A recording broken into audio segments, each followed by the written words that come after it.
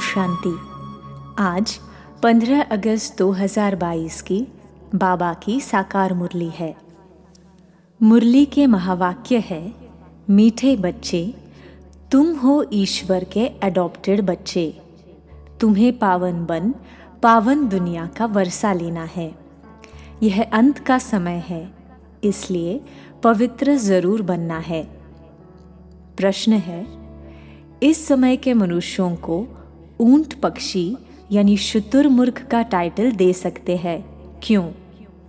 उत्तर है, क्योंकि ऊंट पक्षी जो होता उसे कहो उड़ो तो कहेगा पंख नहीं, मैं ऊंट हूँ। बोलो अच्छा सामान उठाओ तो कहेगा मैं पक्षी हूँ। ऐसे ही आज के मनुष्यों की हालत है। जब उनसे पूछा जाता तुम अपने को देवता के बजाय हिंदू क्यों कहलाते हो, तो कहते देवता तो पावन है, हम पतित है। बोलो अच्छा अब पतित से पावन बनो, तो कहते फुर्सत नहीं। माया ने पवित्रता के पंख ही काट दिए हैं, इसलिए जो कहते हमें फुर्सत नहीं वह है ऊंट पक्षी। तुम बच्चों को ऊंट पक्षी नहीं बनना है। गीत है ओम नमः शिवाय। ओम शांति। यह किसने कहा? अपने से प्रश्न पूछना है। ओम का अर्थ मनुष्यों ने अनेक प्रकार का बनाया है। बाबा कहने से 1 सेकंड में वर्षे के अधिकारी बन जाते हैं। बच्चा पैदा हुआ, कहेंगे वारिस पैदा हुआ। फिर सगीर से बालिग होता है, यहाँ भी ऐसे है। बाबा को जाना, पहचाना और वर्षे का मालिक बने। यहाँ तो तुम बड़े हो ही। आत्मा को बाप का परिचय मिला, सेकंड में बाप का वर्षा मिला। बच्चा पैदा होने से ही समझेंगे बाप की जायदाद का वर्षा पाएंगे। यह है बेहद का बाप। कहते हैं, हे बच्चे, आत्मा ने जाना बाप आया हुआ है। तुम बच्चे जानते हो हम बाप से कल्प कल्प राजधानी लेते हैं। जैसे तुम सेकंड में विश्व के मालिक बन जाते हो। ओम माना अहम। मैं आत्मा, यह मेरा शरीर। मैं आत्मा किसका बच्चा हूँ? परमात्मा का। बाप भी कहते हैं, मैं ओम परम आत्मा हूँ, मुझे अपना शरीर नहीं है। कितनी सहज बात है। वह समझते हैं ओम माना भगवान, तो सब भगवान हो गए। भगवान तो है ही एक। वह कहते हैं मैं तुम्हारा बाप हूँ। परम आत्मा माना परमात्मा, जिसको सारी दुनिया पुकारती है, हे पतित पावन आओ। ऐसे कोई भी नहीं कहेंगे कि परमपिता परमात्मा की आत्मा मेरे द्वारा तुमको राजयोग सिखलाती है। किसको पता ही नहीं है। न मालूम होने कारण श्री कृष्ण भगवान का नाम लिख दिया है। उसने राजयोग सिखलाया, वह पतित पावन उसको कह नहीं सकते। वह तो है स्वर्ग का पहला बच्चा। जो पहले में है वह पिछाड़ी में भी होगा, इसलिए उनको श्याम सुंदर कहते हैं। पहले नंबर में है श्री कृष्ण। फिर 84 जन्मों के बाद उनका नाम ब्रह्मा एडॉप्ट होता है। बाप आकर बच्चों को एडॉप्ट करते हैं। तुम हो एडॉप्टेड बच्चे, ईश्वर के बच्चे। तुम्हारी माँ भी है, बाप भी है, प्रजापिता भी है। फिर बाप कहते हैं, इनके मुख से कहता हूँ तुम मेरे बच्चे हो। तुम कहते हो बाबा हम आपके हैं, आपसे वर्षा लेने आए हैं। बुद्धि भी कहती है बाप आता जरूर है। कब आते हैं यह भी विचार की बात है ना। कहते हैं पतित पावन आओ, तो जरूर पतित दुनिया का अंत हो तब तो आओ ना। इसको कहा जाता है कल्प की आदि और अंत का संगम। अंत में सब पतित है, आदि में है सब पावन। अंत में पतित दुनिया का विनाश होता है, पावन दुनिया की स्थापना होती है। फिर वृद्धि को पाते जाते हैं, गाया भी जाता है ब्रह्मा द्वारा स्थापना। यह है त्रिमूर्ति। तुम जानते हो शिव बाबा के बच्चे सब ब्रदर्स हैं। फिर जब रचना होती है तब भाई बहन बनते हैं। माता पिता क्यों कहते हो? भविष्य वर्षा लेने के लिए। लौकिक वर्षा होते हुए पारलौकिक वर्षा पाने का पुरुषार्थ करते हो। यह है कलयुग मृत्युलोक। सतयुग को अमरलोक कहते हैं। यहाँ तो मनुष्य अकाले मर पड़ते हैं। सतयुग है दैवी दुनिया। आदि सनातन देवी देवता धर्म रहता है। हिंदू धर्म तो कोई है नहीं। आदमशुमारी जब निकलती है तो पूछते हैं आप किस धर्म के हो? हम कहते हैं हम ब्राह्मण धर्म के हैं, तो वो लोग हिंदू धर्म में लगा देंगे, क्योंकि वह ब्राह्मण भी हिंदू धर्म में आ जाते हैं। आर्य समाजी लोग जो है उनको हिंदू धर्म में लगा दिया है। वास्तव में हिंदू धर्म तो कोई है नहीं। यूरोप में रहने वालों को यूरोप धर्म वाला थोड़े ही कहेंगे। धर्म तो क्रिश्चियन है ना। क्राइस्ट ने क्रिश्चियन धर्म स्थापन किया। अच्छा, हिंदू धर्म किसने स्थापन किया? तो बेचारे मूंझ पड़ते हैं, कह देते हैं गीता द्वारा स्थापन हुआ। तो समझाया जाता है गीता के द्वारा तो आदि सनातन देवी देवता धर्म की स्थापना हुई। तुम तो देवता धर्म के हो। तो कहते हैं देवताएं तो बहुत पवित्र थे, हम तो पतित हैं। हम अपने को देवी देवता कैसे कहलाए? तो समझाया जाता है अच्छा पवित्र बनो, फिर से देवी देवता धर्म में आ जाओ। तो कहते हैं फुर्सत कहाँ, आपकी यह तो बहुत नई बातें हैं। बरोबर हम आदि सनातन देवी देवता धर्म के हैं। पूजते भी भारतवासी देवी देवताओं को है, परंतु पतित होने कारण अपने को देवता कहला नहीं सकते। अच्छा, आकर पावन बनो, तो कहते फुर्सत नहीं। बाप कहते हैं तुम तो ऊंट पक्षी हो। पूछा जाता है तुम देवता क्यों नहीं कहलाते? तो कहते हैं हम पतित हैं। अच्छा, पतित से पावन बनो, तो कहते फुर्सत नहीं। ऊंट पक्षी को कहो उड़ो, तो कहेगा पंख नहीं, ऊंट हूँ। बोलो अच्छा सामान उठाओ, तो कहेगा हम तो पक्षी हूँ। तो बाप कहते हैं माया तुम्हारे पवित्रता के पंख काट देती है। अब सावन के महीने में शिव की पूजा करते हैं, व्रत रखते हैं। तुम्हारे लिए सावन मास है ज्ञान बरसात का। तुम पवित्र बन पवित्र दुनिया का मालिक बनते हो। मनुष्य व्रत रखते हैं भोजन न खाने का। बाप कहते हैं विष नहीं खाओ। इस पर भी समझाना पड़ेगा। शिव को बहुत पूजते हैं। अब शिव बाबा कहते हैं पवित्रता का व्रत रखो। मैं आया हूं पवित्र देवी देवता धर्म स्थापन करने। यहां तो पावन कोई है नहीं। पवित्र देवी देवता होते हैं सतयुग में। वह विष से पैदा नहीं होते, नहीं तो उनको संपूर्ण निर्विकारी क्यों कहते? लक्ष्मी नारायण राधे कृष्ण आदि को कहते ही है संपूर्ण निर्विकारी।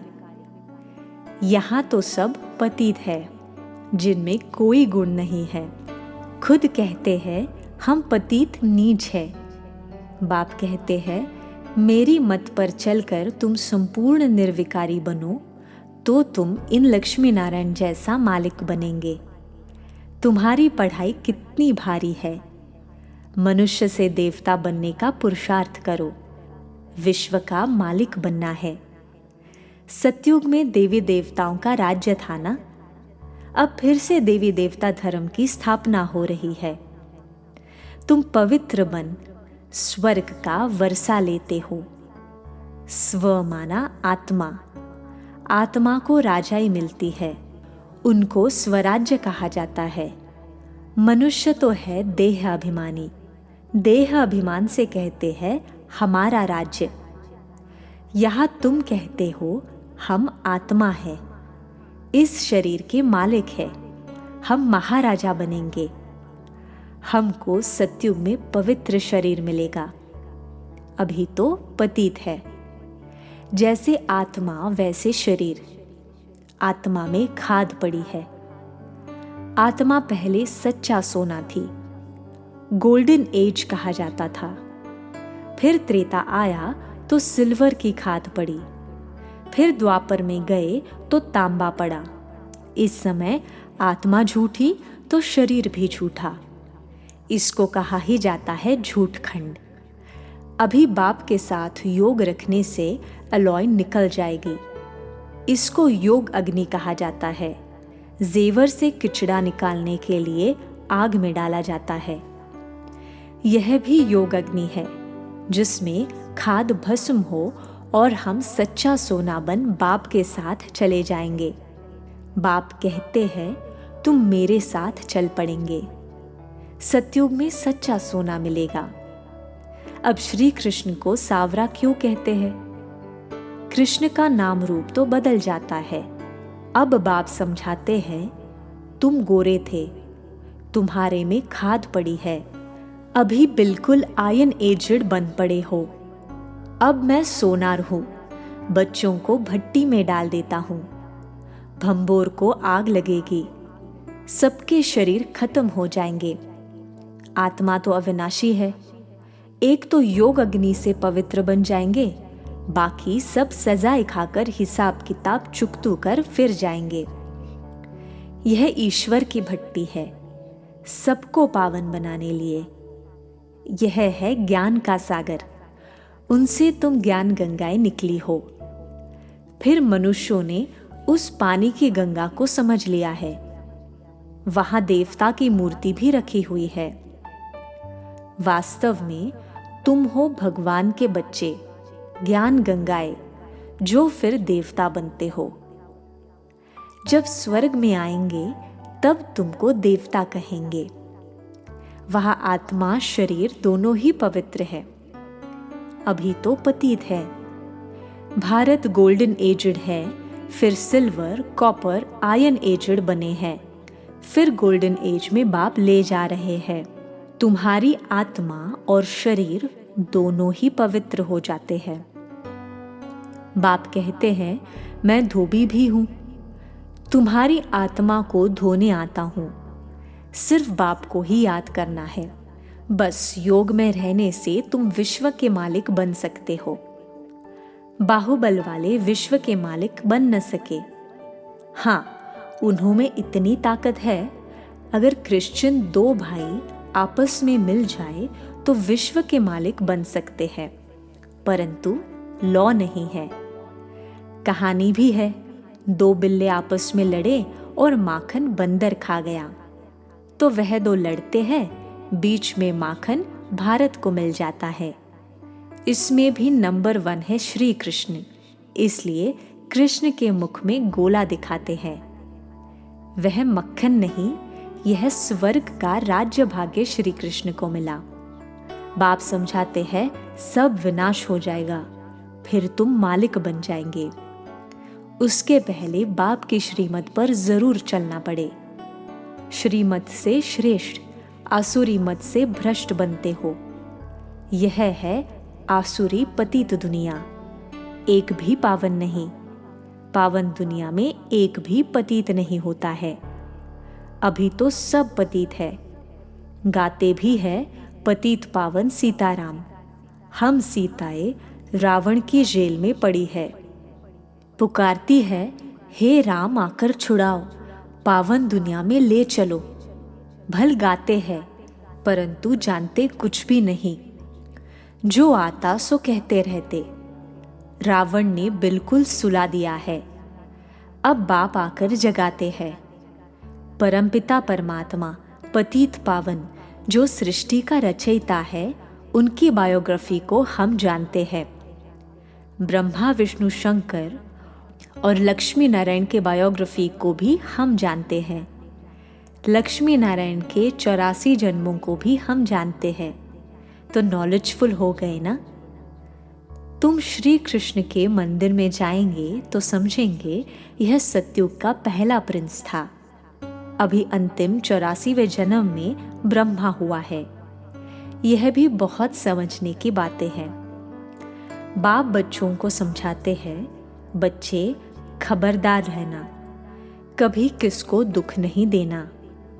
बाप तो दुख हरता सुख करता है ना। तुम भी 5 विकारों का दान देते हो। दे दान तो छूटे ग्रहण। ग्रहण लगता है तो फकीर लोग कहते हैं दे दान। अब बाप कहते हैं, मेरे लाडले बच्चे, विकारों का दान दो तो सर्वगुण संपन्न बन देवता बन जाएंगे। दुख का ग्रहण छूट जाएगा। तुम सुखधाम के मालिक बन जाएंगे। इसलिए 5 विकारों का दान लिया जाता है। यह तो अच्छा है ना। अभी तुम्हारे ऊपर विकारों का ग्रहण लगने से एकदम काले बन पड़े हो। हम तुम्हारे से विकार ही मांगते हैं और कुछ नहीं मांगते। बाप समझाते हैं, अब तुम बच्चों को आत्माभिमानी बनना है। मैं आता हूँ, परमात्मा को याद करना है, वर्षा उनसे लेना है। इसलिए देही अभिमानी बनो। देवताएं आत्माभिमानी बने हैं। अब मुझ बाप को याद करने से ही तुम्हारे पाप भस्म होंगे। हम रक्षा करेंगे। तुम मुझे याद ही नहीं करेंगे तो रक्षा क्या करेंगे। बाप कितना समझाते हैं। यह बातें कोई शास्त्रों में नहीं है। वह है भक्ति मार्ग की सामग्री। बाप तो तुम्हें सद्गति में ले जाने के लिए पढ़ाते हैं। मैं इस शरीर द्वारा तुमको समझाता हूँ। यह मेरा शरीर नहीं है। यह तो इनकी पुरानी जुत्ती है, लोन लिया है। मैं इनमें प्रवेश करता हूँ, फिर पावन बनाता हूँ। कितना अच्छी रीति बाप समझाते हैं। अच्छा, मीठे मीठे सिखला दे बच्चों प्रति माता पिता बाप दादा का याद प्यार और गुड मॉर्निंग। रूहानी बाप की रूहानी बच्चों को नमस्ते। हम रूहानी बच्चों की सिखला दे रूहानी माता पिता बाप दादा को याद प्यार गुड मॉर्निंग और नमस्ते। धारणा के लिए मुख्य सार। पहली पॉइंट है, बाप की श्रीमत पर चलकर संपूर्ण निर्विकारी बनना है। पढ़ाई से विश्व की राजाई लेनी है। आत्मा में जो खाद पड़ी है उसे योग अग्नि से निकालना है। दूसरी पॉइंट है, आत्माभिमानी बन बाप को याद करना है। जितना याद में रहेंगे उतना बाप रक्षा करता रहेगा। आज का वरदान है, मेरे को तेरे में परिवर्तन कर श्रेष्ठ मंजिल को प्राप्त करने वाले नष्टो मोहा भव। मेरे को तेरे में परिवर्तन कर श्रेष्ठ मंजिल को प्राप्त करने वाले नष्टो मोहा भव। विश्लेषण है, जहाँ मेरापन होता है वहाँ हलचल होती है। मेरी रचना, मेरी दुकान, मेरा पैसा, मेरा घर, यह मेरापन थोड़ा भी किनारे रखा है तो मंजिल का किनारा नहीं मिलेगा। श्रेष्ठ मंजिल को प्राप्त करने के लिए मेरे को तेरे में परिवर्तन करो। हद का मेरा नहीं, बेहद का मेरा। वह है मेरा बाबा। बाबा की स्मृति और ड्रामा के ज्ञान से नथिंग न्यू की अचल स्थिति रहेगी और नष्टो मोहा बन जाएंगे।